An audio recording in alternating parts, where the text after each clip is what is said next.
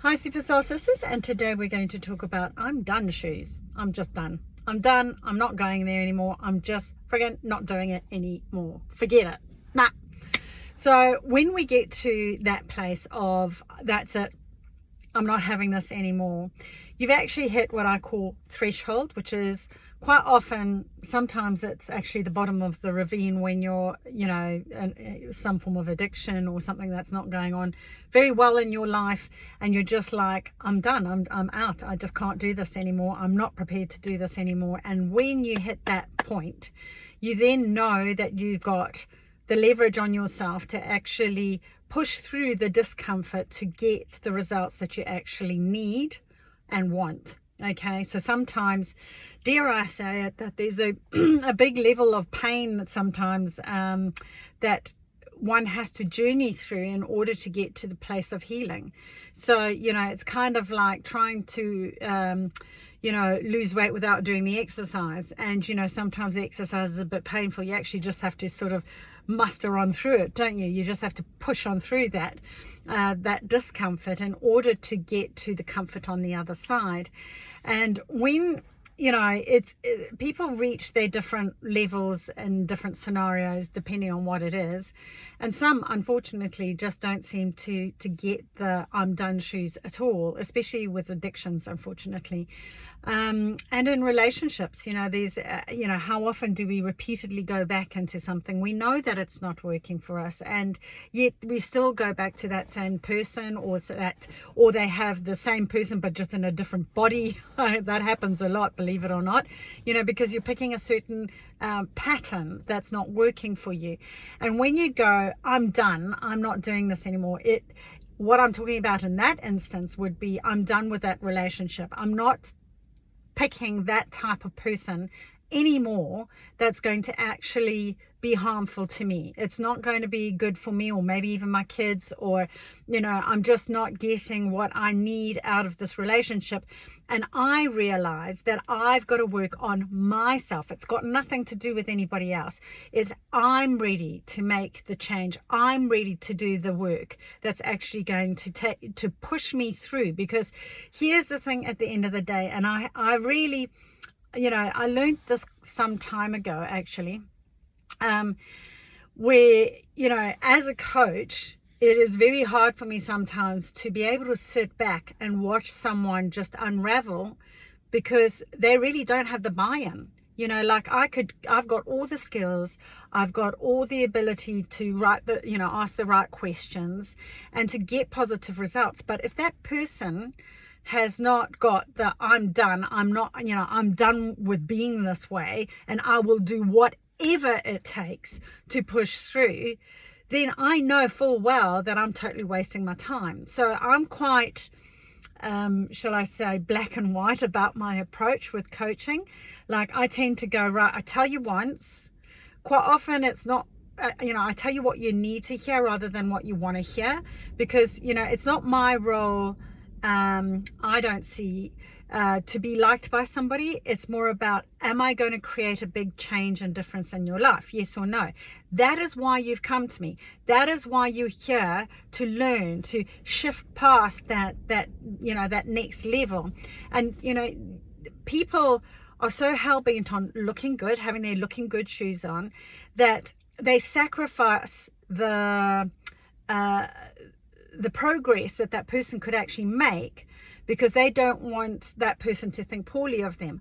Well, I'm not here to be liked and adored by you. I'm here to make a difference to you, a positive difference in your life. And sometimes that requires somebody actually just telling you how it actually is.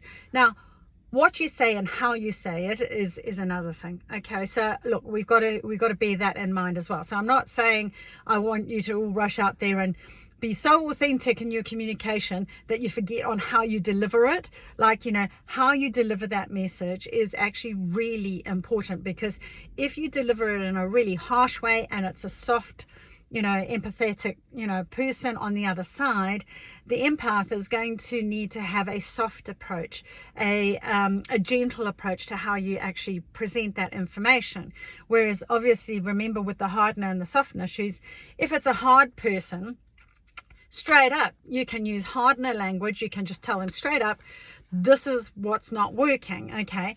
But half the time as well, I find that a lot of folks will do some of these courses, or they will do some learning and not enough, and they don't have enough knowledge, and they actually mean well, but they'll end up doing more damage because they can only present some of the information or part of the information that opens the door, but now the horse is bolted out of the cart and they're racing, and they actually don't know how to stop that animal from just going berserk, right?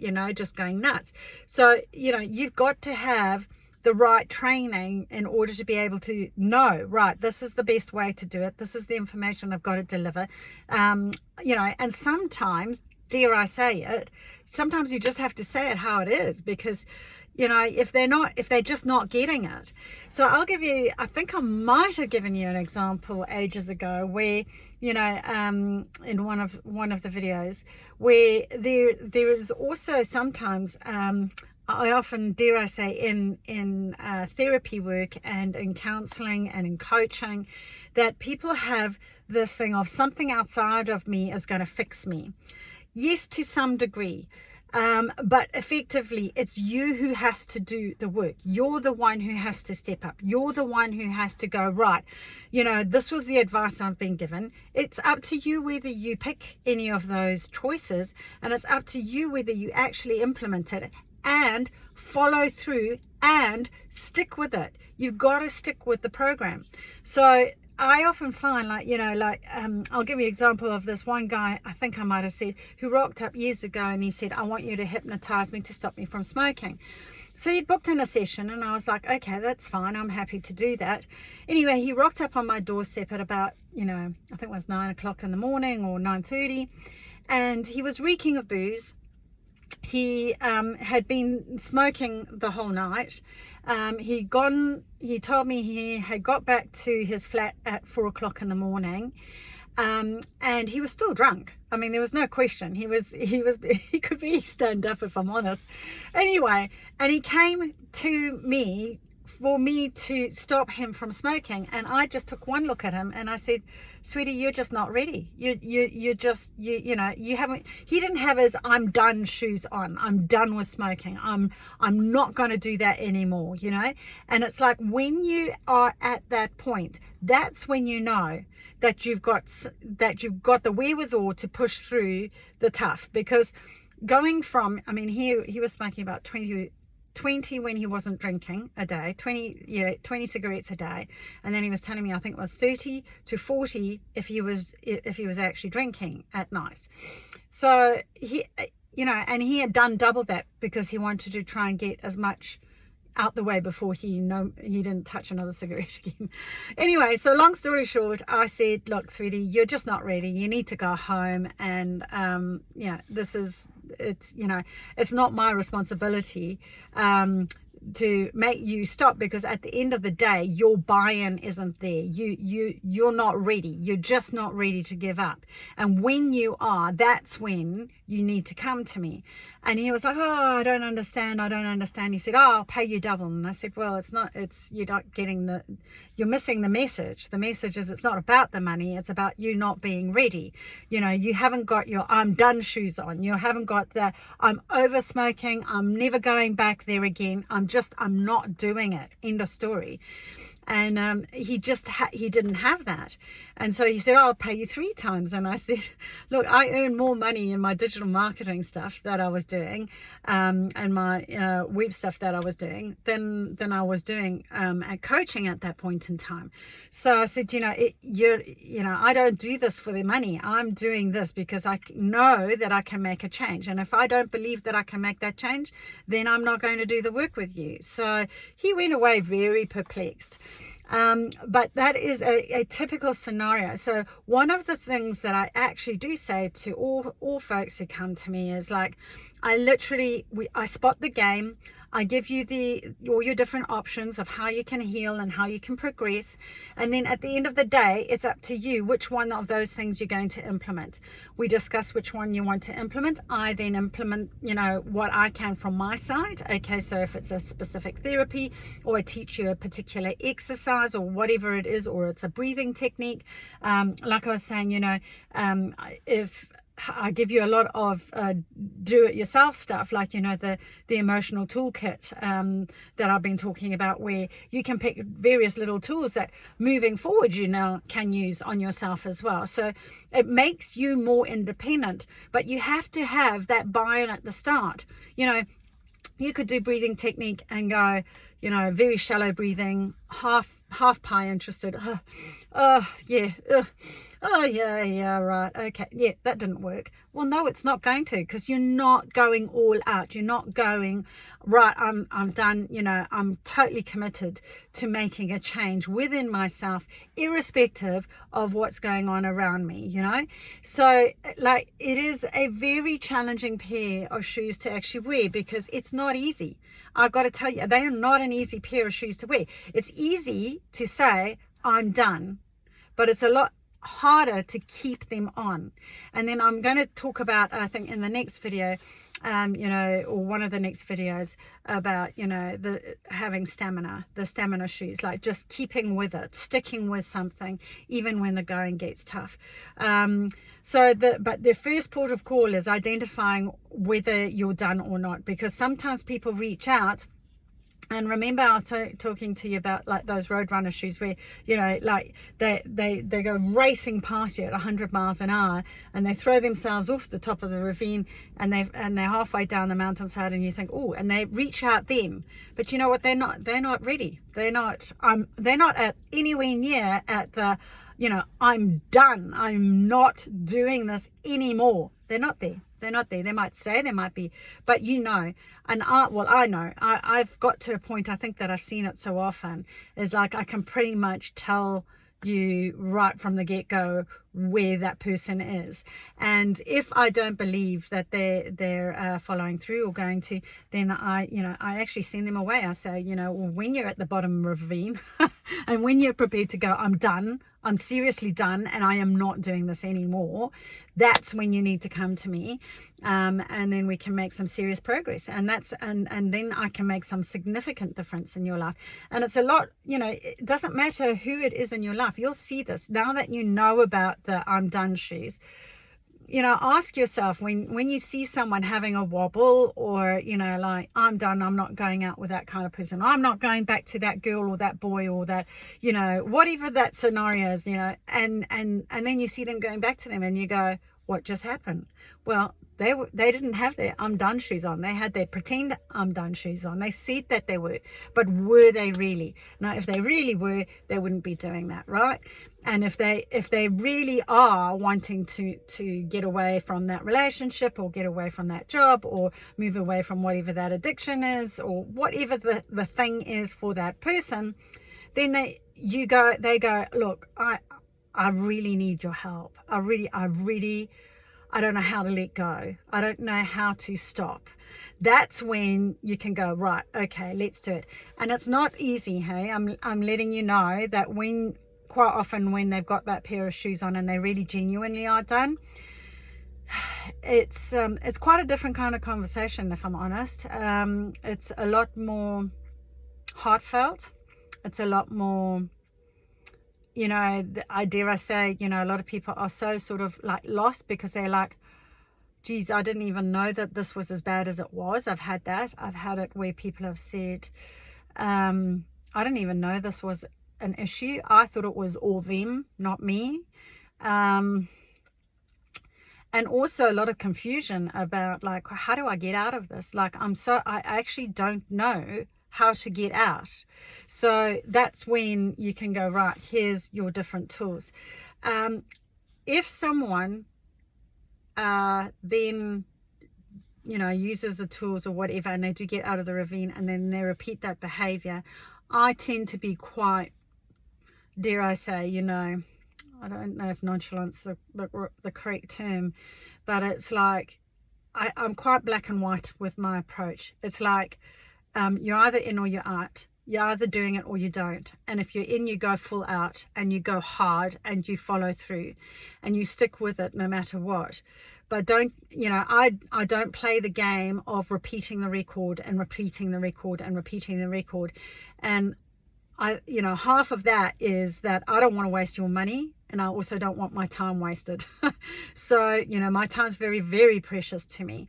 So, I demand respect around that. And it's just like, I've told you this, you have elected not to implement it, then that is in fact your choice.